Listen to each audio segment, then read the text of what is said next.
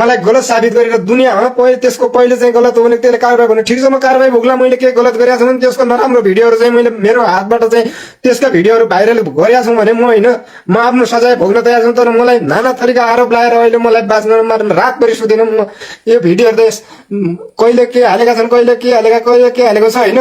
मैले नराम्रो केही गरेको थिएन कि त्यसको लागि अहिले आफू टाढिने 3 वर्षसम्म चाहिँ दुनियाँसँग हिँडेर पनि मैले मेरो श्रीमती दुनियाँसँग हिँडेको छैन भनेर मैले झुकेर पनि मेरो परिवारै बस्दा भनेर यहाँसम्म चुप लागेर बसेको थिएँ क्या। म जे गरे नराम्रो गरे पनि त्यसले राम्रो गरे पनि नराम्रो गरेर म चुप बसेको मान्छे थिएँ। तर अहिले मलाई बाध्य बनाएको छ होइन, मन बाँच्नु बनाएको छ कि लाज छैन, शरम छैन। दुनियाँ कोसँग कहाँ गइरहेछ, कोसँग कहाँ हिँडिरहेछ होइन।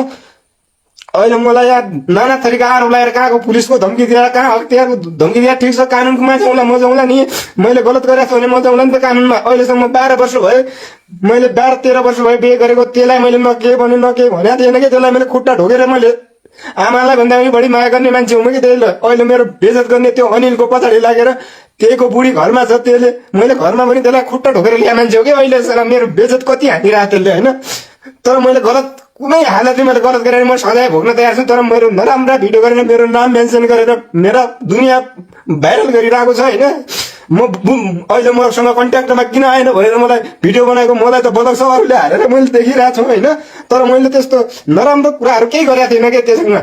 ठिक छ, तँ मसँग मिल्दैन, त्यही राम्रो लाग्छ भने तैँले 2 छोराको मुख हेर्नुहोस्, मेरो मुख के हेर्थिस् होइन। ल ठिक छ, 2टा बाबुसँग म त पाल्न दे यार, तँ त जे गर्छस् गर होइन। अलग हो, डिभोर्स गर्छ जा, मसँग पनि झन्झटै नराख भनेर मैले त्यसलाई धेरैचोटि बार त्यति मात्र मैले भनेको थिएँ त्यसलाई।